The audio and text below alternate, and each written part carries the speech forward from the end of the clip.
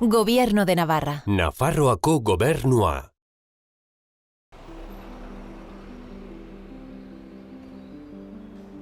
Kardiopatia iskemikoa, istripu garun baskularrak, neumopatia obstruktibo kronikoa, biriketako kantzerra. Konturatu zarete geroz eta asmatiko gehiago daudela? Bai, hala da. Airea kutsatuta dago. Mendietan ez dago kutsatuta, eta hirietan bai dago kutsatuta. Zer gertatu da? Gizakia gertatu da. Munduko 5. heriotza faktore nagusia dela airearen kutsadurarena, obesitatea, hipertentsioa edo trafiko heriotzak barne. Datu pare bat emateagatik. Covidak 2020an 2 milioi hildako utzi zituen. Airearen kutsadurak berriz 4 milioi. Kontua ez da noski Covidari garrantzia kentzea, baizik eta airearen kutsadurari garrantzia ematea. Covidaren aurrean halako neurri sendoak eta asaldadura hartu badugu, zer egingo dugu airearen kutsaduraren aurrean? Zergatik dugu halako neurri ezberdina Covidarekin eta airearen kutsadurarekin, airearen kutsadura arazo larriagoa izanik? Baina badakizu zein den airearen kutsaduraren aurkako maskarillarik onena? Bai, hau. Eta hau txertoa.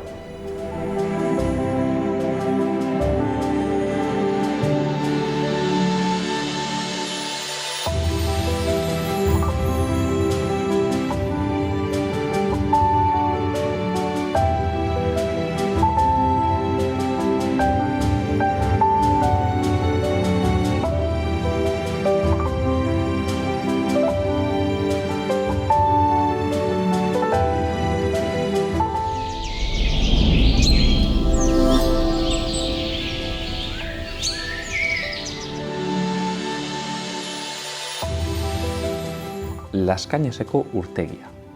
Lezken arteko bizitza. 16. mendean alorrak ureztatzeko sortua, denboraren joanean garrantzi handiko natura erreserba bihurtu da. Izan ere, urtero, milaka hegazti pausatzen dira Laskainasen migrazio bidaia luzeetan. Beste haunitzek ezegune hau aukeratzen dute negua emateko. Halaber, animalia ugarik, ez hegaztiek soilik, aintzira hau dute bizileku.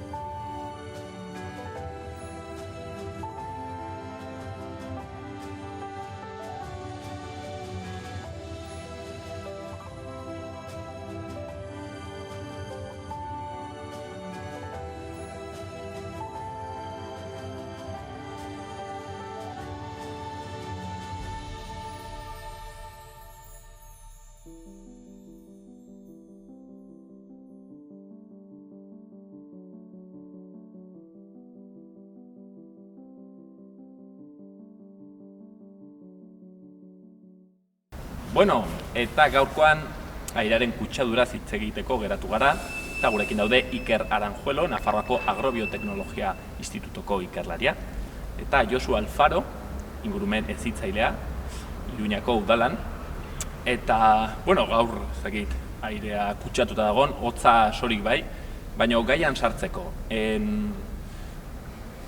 airearen kutsadura. Arazo publiko bata, heriotza haunitz sortzen dituela aitu dugu, zer nolako arazoa da hau Josu?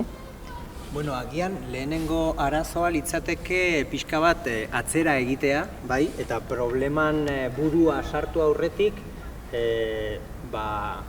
eragin behar dugu hausnarketa txiki bat, ze airea etengabe, jaiotzetik behar dugu, bai, eta behar izatez gain hor dugu, bai, airea gainera eskura baino gehiago gertuago, etengabe hartu eta askatu ari gara. Eta horretaz ez gara oso konstiente, egia esan da, orain dela gutxi unitate didaktiko bat egin behar izan genuen, eta gaur egun ingurumen hezkuntzan hainbatetan aipatzen ari den kontzeptu batekin egin genuen topo, bai? Ekodependentzia.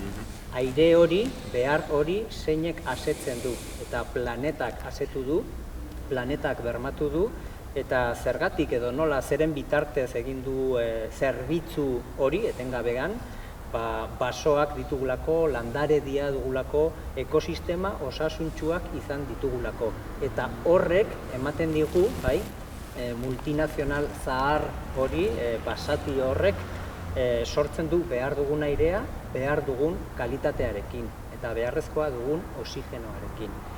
Eta hori da, lehenengo gauza garrantzitsu bat, zergatik horretaz jabetzen ez baldin bagara, jarraituko dugulako, behin eta berriro, problemak sortzen. Lehenengo jakin behar dugu, hor dagoela zeinek sortzen duen gure planetak, gure lurrak, eta ondoren, jakin behar dugu, arazo batzuk ditugula leku eta momentu jakin batzuetan.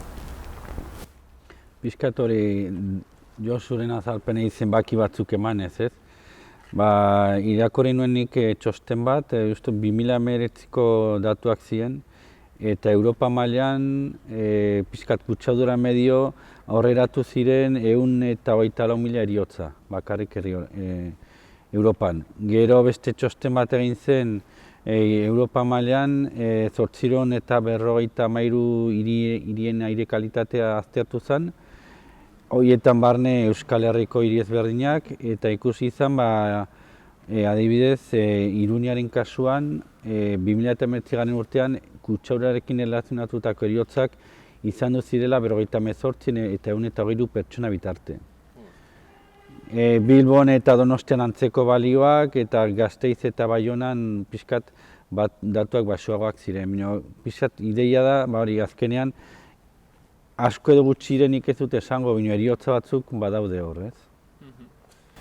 Ari zara, Iker, hiriak aipatzen, guk hiriaren kutsaduraz hitz egiten dugunean, beti etortzen zaizkigu burura, Txinako edo Bangladeseko irudi horiek, hor dagoen odei beltz horrekin. Jakingo zenuen erraten, bizket, mundu mailan zein diren aire kalitate txarreneko hiriak? Normalki izaten dira zuk esandako horiek, Beijing, Mexikoko hiriburua, izaten dira hori populazioa asko dituzten hiriak, eta horietaz gain, Europan hiriburu gehienak esan genitzazke, batez ere hegoalde erdialdekoak, gero estatu mailan, Madrid, Barcelona, hemen gertuago Bilbo, gauza da hori, jendea pilatzen den lekutan normalki arazoak izaten dira. Gauza da, agian juten batzera Bilbora edo ezakin nora, agian kutsadura ez duzu ikusten, juten batzera Madridera adibidez, asko fijatzen batzerate zeruan, egun batzutan egoten da odei edo kolore pixkat arraro bat, hori kutsadurara, ez? Orduan hori, arazoa izan daiteke hori jendea mietatzen den lekutan, batez ere. Batzuetan, ez dela ikusten ere ez, eta kutsatuta dago, eta ja ikusten denean erran nahi du da. Hoi da. Kutsatuago, ez? Hoi da, kutsadurak daukan arazoa horietako bat da hori, ez? Azkenean, badirudi ez badugu zerbait ikusten ez dagoela hor, ez? Koronavirusa izan daite aukera bat. Ez dugu ikusten berri bistamino badakigu hor dagoela, kutsadura ulertu dezakegu antzeko modu batean, ez? Kutsadura handiak dauden kasuetan Beijing, Mexiko, Bangladesh, horietan, ikusten duzu, arnaz egitean ere nabaritzen duzu, ze iztarria azten zera eztulka eta horrela, beste kasutan, nun agian mailak ez diren hain altuak, behar luketenak, baina altuagoak ere, hor ditugu maila horiek. Azkenean lehen esandako kasuak, heriotzoiek, hemen Iruñean, Donostian, Bilbon, ikusten ez gun horren ondorio dira, ez? Nik uste ekologismoan edo arazo ekologikoetan handizetan gertatzen den zerbait da, ez? Arazoak ez direla zuzenean ikusten, eta guri orduen erraisago egiten zaizkigu detektatzen, eta ekologismoan pixket daude edo urrun, edo denboran aurrera, edo pixket ikustezinak dira, baina hor daude, ez? Josuk erraten zuena. Eta Josu, pixket arazo honen kausetara joz, nondik sortzen da arazo ikustezin hori, nondik dator? CO2ak badu hemen zerbait ikusteko? Azken finean CO2 eta klima aldaketa jendeak maiz nahastu egiten du airearen kutsadurarekin. Eta egia esan da ezberdinak dira bi arazo horiek, baina aldi berean, eta oso bitxia da, lotuta daudela. Azken finean gaur egun dugun problema ekologiko handiena, klima aldaketa eta dugun beste problema hau, airearen kutsadura, gure bizimoduarekin lotuta daude. Eta, bueno, lehen Ikerrek erraten zuen, ez? Jendea metatu egiten den lekuetan dugula problema. Egia esan da, jendea metatu egiten den lekuetan eta batez ere konbustioa, bai? Erretze prozesuak bilatzen diren lekuetan. Eta hori zein da, gure gaur egungo ekosistema. Gure ekosistema gaur egun hiria da, bai? Jaso dugu hiria eta problema batzuk zituen historikoki eta erantsi dizkiogu batzuetan soluzio batzuk eta beste problema batzuk. Kutsadura eta CO2 dira konbustioarekin lotutako problemak. Azken finean ikusten eta erabiltzen ditugun gauza guztiak sostengatuta daude, produzituta eta garraiatuta daude, hori erretze prozesuekin lotuta. Gasolina, ikatza, gasa erretzen dugu, kotxean, etxean, berogailuan, bai? Eta horrek sortzen ditu bi problema horiek. Klima aldaketa, CO2arekin lotuta, eta hirietako airearen kutsadura hori. Eta zeintzuk dira iturriak, aipatutako horiek hiritargo orokorrarekin lotuta dagoena da, batez ere kotxea, garraioa. Baina baita ere ikusi beharra dugu gure bizitza edo gure eguneroko individualatik pixka bat urrunago dagoena. Azkenean, erabiltzen ditugun eta erosten ditugun gauza gehienak gaur egun urrutitik datoz. Eta horretarako baita ere erre egin behar da. Orduan, problema iturri horiek ditu, baita ere industriak, eta beraz Iruñean eragina ikusten da, segun non kokatu da dauden industria horiek, eta segun nolako aireak ditugun, bai? Nondik datorren haizea. Bai, pixkat hori zenbakiekin jarraituz, badirudi azkenean zenbakiak beti egon behar dutela. Garraio publikoak eta pribatuak badakigu gaur egun direla negutegi gas guztien 30%aren sortzailea. Orduan kotxeak dauzka izan ditazke arazo ezberdinak, hori gas horiek emisioak, dioxido de karbono, monoxidoa, oxido nitrogenoa, dioxido azufrearena, partikulak, eta orduan azkenean, pixkate Josuk esan bezala, kotxea da, garbiki arazoetako bat, bino ez da bakarra. Azkenean, gure elektrizitateak nondik dator. Jatorri garbia kakotxartean, ezain garbia, orduan, elektrizitatea pizteak etxean, suposatzen du energia erabiltzea, energia hori nondik dator. Orduan, horietan ere badaude ikerlariak denekin zenbakiekin bueltakan, eta badaude kuantifikatuta elektrizitateak zenbat CO2 eragiten duen.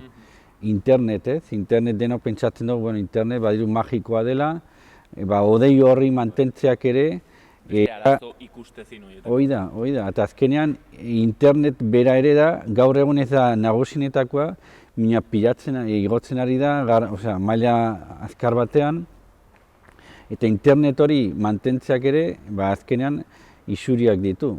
CO2 gasak, azkenean hori da, ze jatorrizko energia erabiltzen den, ez? Entzuna dut noiz baitere ere, adibidez, korreo bat bidaltzea internetetik, kotxez ez dakizen bat kilometro egitea bezala dela. Hoi da, justu hoi da. Edo deskargatzea zerbait, edo artxibon bat, edo... sartzen garenan interneten, hori da, elektrizitate batetik, bestea internet hori mantentzeko behar den energia, baizuk esan bezala, eta badaude ikerketa lanak horietan ere, ze suposatzen duen e-mail bat bidaltzea. Da, pixket Josuk erraten zuena, eta ekologismoan beti erraten dugu gauzak lotuta daudela, eta azkenean nola airearen kutsadurak arazo horrek baduen zer ikusi ere bai gure konsumo eredu egin, ez? Zer erraten dugu garraioekin baduela ikusteko, garraioak eraberean badu ikusteko erosten ditugun gauzekin, nongo janaria jaten dugun, ez? Amazonetik eskatzen ditugun gauzak eta bar, ez? Hoi da. Ez, pixket, kate luze horiek galtzen ditugu handitzetan eta beti lotuak daude. Eta Iker, igual gehiago ikuspuntu zientifiko batetik ez dakit erraten ahalko zenuken zer den airearen kutsadura, erran nahi dut, hori zer dira, partikula ikustezin batzuk hor daudenak, leheno aipatu duguna, CO2 molekulak dira, zer da? Bai, airean ja badakigu airegarri batek ze osagai dituen, ez? Ze gasak eta horrela. Arazoa da, gaur egun batez ere industrial iraultzaren ondorioz, gehitu direla aire horretara, konpuesto batzuk jatorriz ez luketenak egon behar, eta besteak kantitatez egon behar ez luketenak.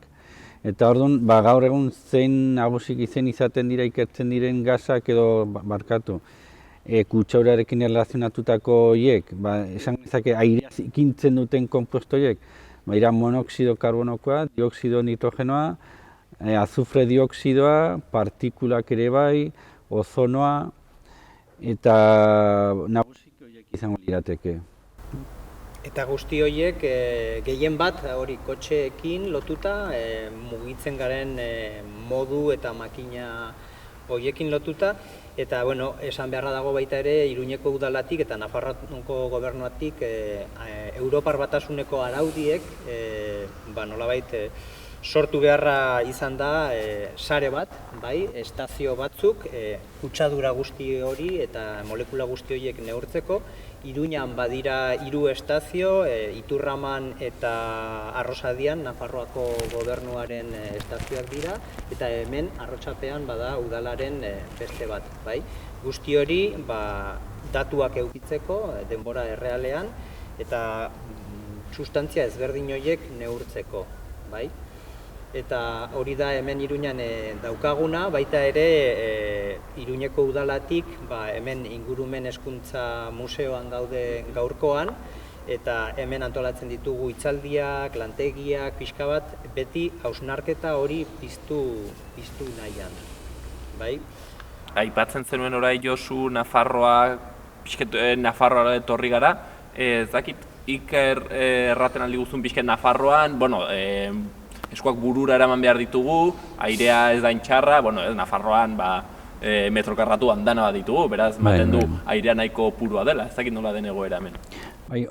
Oroar egoera hona da, puntualki izaten dira ozonoarekin, agian Erribera aldean, hemen Iruña herrian, egun batzutan mailak nahi bino altuagoak izatea.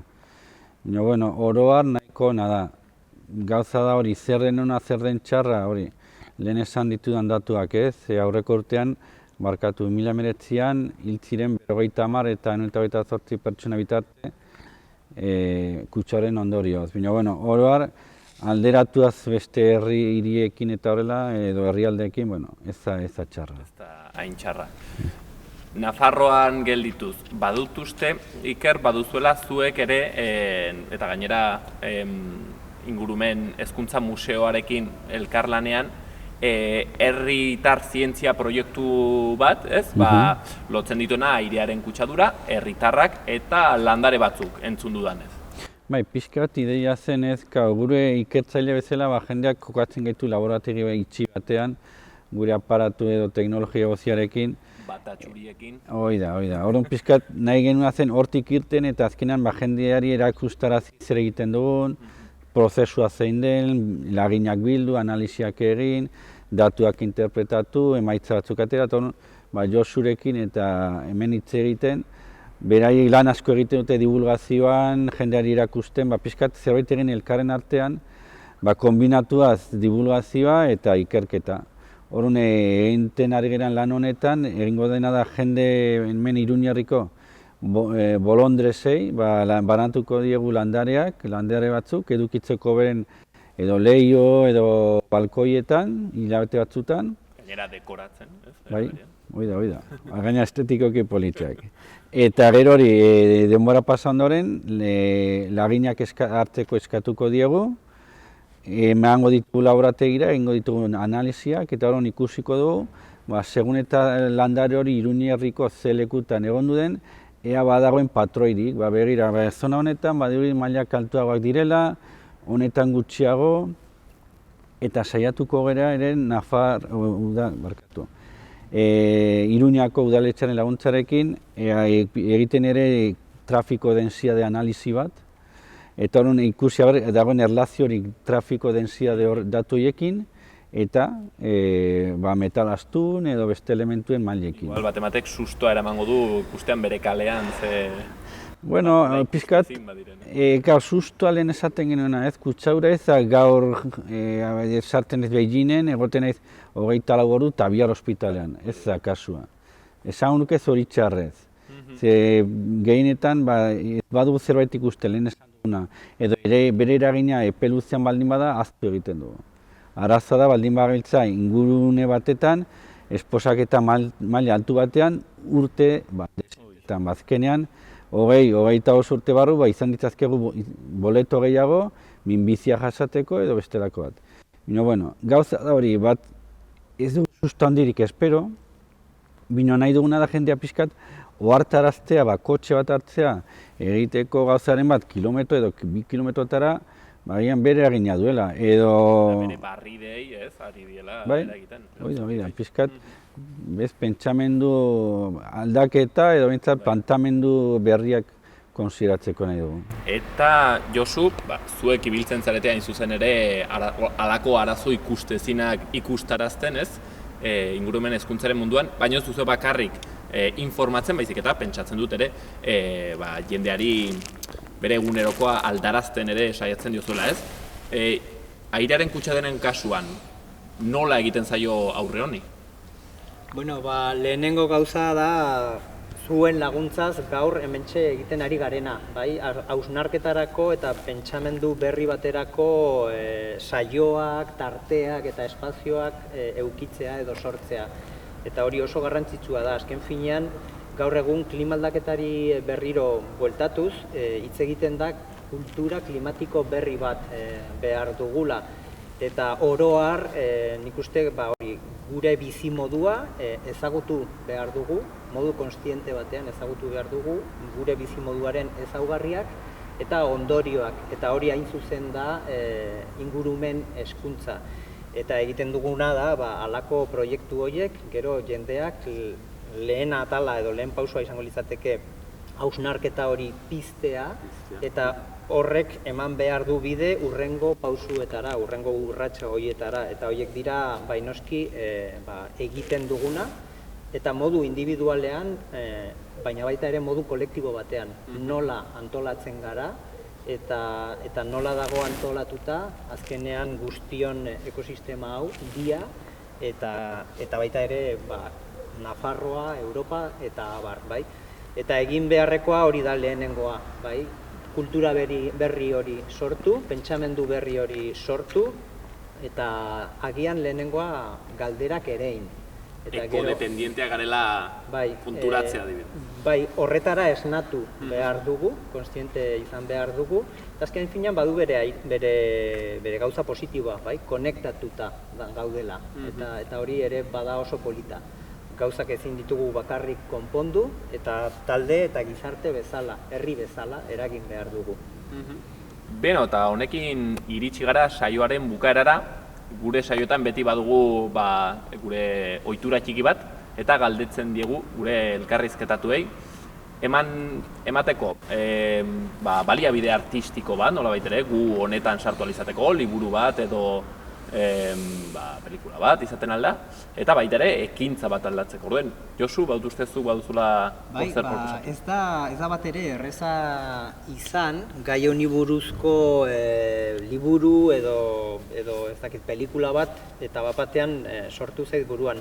Ez dakit ezagutuko duzuen, baina The Crown bada hori interneteko plataforma famatu horietako batean dagoen serie bat, nahiko ospetsua, Windsor familiari buruz, hori Gran Bretainiako familia erreala edo erregeak eta orduan laugarren lehenengo saioan, lehenengo temporadan, laugarren kapituloak justo hitz egiten du halako krisialdi bati buruz, eta hura izan zen 1952an Churchill zegoen gobernuan garai hartan, eta krisialdi potolo bat eduki zuten kutsadurarengatik, bai? Garai hartan ikatza erabiltzen zuten berotzeko eta bar, eta gainera ikatz hori erre egiten zuten hirian barruan. Eta oso interesgarria da hori ikustea, kapitulo hori ikustea, gainera interneten izateaz gain liburutegi publikoetan ere badute serie hau, orduan bilatu beharra eta ea eskuratzen alduten ikusleek. Eta garrantzitsua da baita ere kultura berri horretan gauzak ez ikustea modu konplaziente batean, pentsatuta, hori da aintzinean gertatutako problema bat, gaur egun ez zaigu gertatzen, bai, kritikoak izan behar dugu, agian eragiten ari garelako beste kutsadura mota bat, bai, eta gauzatu edo izan behar dugu kontziente horri buruz, Ikerrek esaten zuen moduan, agian ikustezina delako eta metatu egiten delako astiro, bai. Bai, eta niri ze adibide, agian errezenak ikusten dudanak eta garrantzitsuak ere garraioa, ez? Lehen esaten nuen, agian erosteko ogia edo lagun batengana joateko, ez saiatu edo garraio publikoa edo bizikletak hartzen, ni adibidez, ezakit suposatuz jarraitzen duela, Nafar gobernuak diru laguntzak ematen ditu bizikleta elektrikoak erosteagatik. Nik duela 3 urte erosi nun bat horrela, eta azkenan, zortea duan ez lanera joan naiteke bizikletaz, saiatu pixkat, segunetan nora joan behar dudan, planteatzen bagian bizikleta bat, autobus bat arrezak edala, eta gero beste ere nik batzutan etxe batzuetara juten zera, lehen batez ere, eta ikusten nuen termostatu 23 gradutan. Ia hor, udaran, kamisetekin eta horrela egin biltza bezala, bagian 23 gradutan jarri beharrean, jarri 20 gradutan.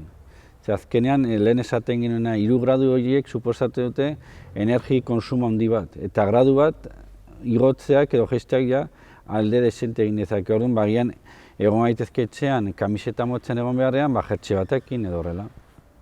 Orduan, horrelako adibideak, pixkat azkenean hori garraioa eta elektrizitatea erekin erlazionatuta den gauzak, denak dira onerako, ez? Honekin akituko dugu gaurkoz, ikusi dugu hitz batean planetaren osasuna eta gure osasuna lotuta daudela, gu natura gara, orduan airea natura den bezala eta airea kutsatuta dago, gu ere kutsatzen gara, ez? Eta bide beretik hortik konponbideak. Planetaren gaixotasuna sortzen badute adibidez erregai fosilen konsumoak, era berean ere egiten diogu aurre gure osasuna.